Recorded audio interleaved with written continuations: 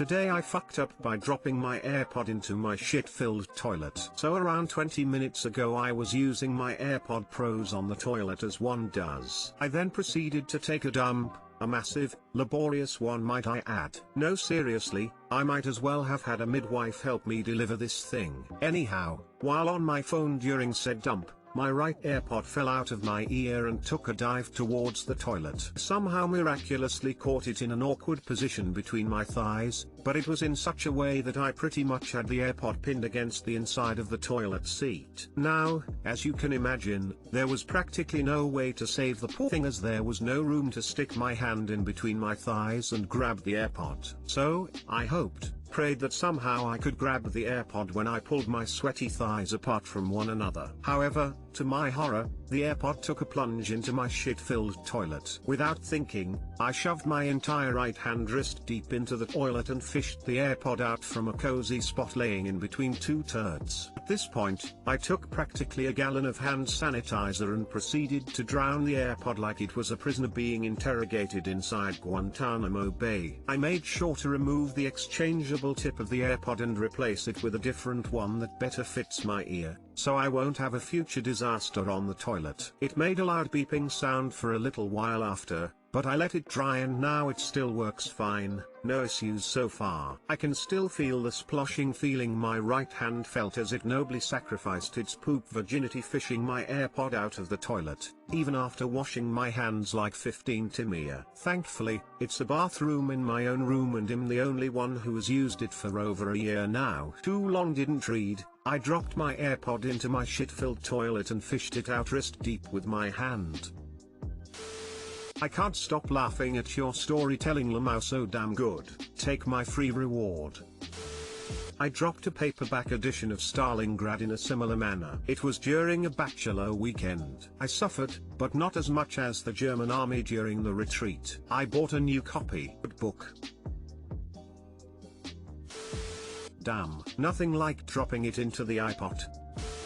Did you not think of standing up and dropping the AirPod on your floor? I did actually try, and as soon as I literally moved an inch it immediately plunged into the toilet. Today I fucked up by not telling my friend when a jump scare was coming. Me and my friend are both 17. I'm a huge horror fan, and have binged Netflix's Haunting of Hill House many times. My friend is less keen on horror in general, so he wasn't going to watch it. One day, this Sunday past, I managed to get him over. My city allows you to do this. He agreed to watch Hill House with me on the condition that I tell him all the jump scares before they come up. I agreed. So we began to binge the whole thing in one day. People that have seen the show now, there is one awesome jump scare in the show, and I remember my reaction to it. So, I really wanted to see my friend's reaction to this jump scare, but I had to tell him before it came up. So, I didn't tell him when the jump scare came. If I pretended to forget, I might have gotten away with it. But he jumped up screaming, so I burst out laughing. He got so pissed off at me and left. First I thought he was overreacting, but he hasn't spoken to me since. I kinda feel bad, but I think it was just a banter moment. But, I don't know how badly he is taking it. Too long didn't read, told my friend I'd tell him when the jump scare was coming, didn't to see his reaction, he stormed off and we haven't spoken yet. People handle horror differently. I personally can understand how he feels because I'm not able to handle horror well at all. I think it was mean not to tell him, like he trusted you would warn him. You know how sometimes people will comment jump scare timestamps under a YouTube video? I think those timestamps allow people like us to be able to watch it at all. Call it childish or immature, but you have to be empathetic to really understand how us scaredy cats view it. Ha ha. Yes, you are the asshole.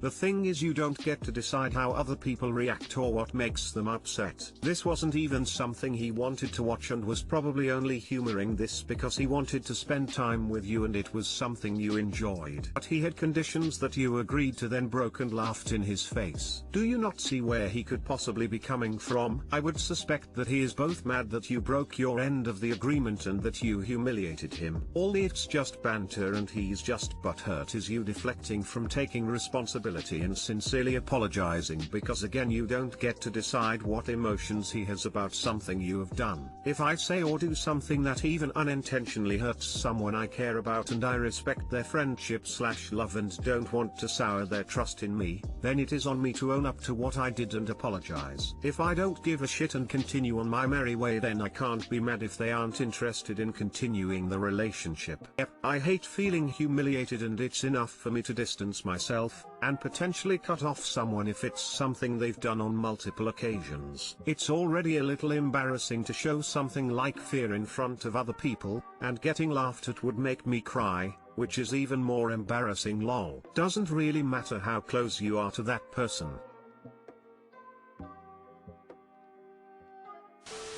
If this was on another thread I'd say some people really can't take horror or jump scares. You intentionally deceived your friend. He's right to be pissed at you.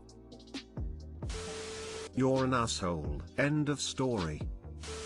Today I fucked up by vacuuming cat shit. So I discovered the worst thing I have ever smelled in my entire life today. Let me preface this by saying I have shat over an open pit where hundreds of soldiers eating MREs have shat over a period of months. That wasn't even close to this. We keep our litter box in the guest bathroom tub because my dog likes to eat cat shit. Occasionally, a dried turd will drop into the tub when we try to clean the litter box, like we did today. I always take a couple squares of toilet paper and scoop it up and flush it. Well, my wife got to it first and she decided to vacuum it up using the hose extension. Jesus Christ. The smell that produced was so awful and so pungent that we're still smelling it 45 minutes after the vacuum and the bathroom have been cleaned. I guess when the turd got sucked up it just splattered all throughout the cylinder. Sort of like hitting a dog turd with a lawnmower does, except it's in a much more confined space, becoming more and more atomized, and it's cat shit, so it's worse to begin with. I'm still contemplating burning down the house. Too long didn't read.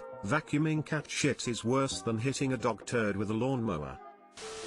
I did exactly this last month. I was using the hose to get all the stray litter that gets left around the box when they jump out. One of the boxes is under an end table. Little did I know, a very fresh pile of poop was hiding behind the table leg. I have never felt such a feeling of despair, nor smelled such a smell in my life. Can confirm it's a horrific experience.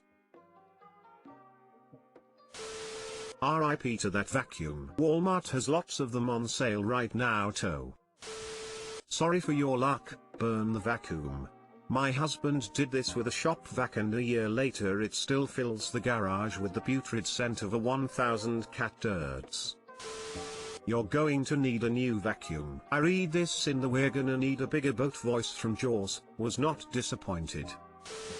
Vacuuming cat shit is worse than hitting a dog turd with a lawnmower. I'ma take your word for this on both counts, since I have experienced neither. So a new badge onto your life experiences with turds sash. As others have mentioned, your vacuum will not recover. Get a new one. Bury the old one. I have cats. Their turds are on par with teenage boy room and grease trap. No household appliance can cope.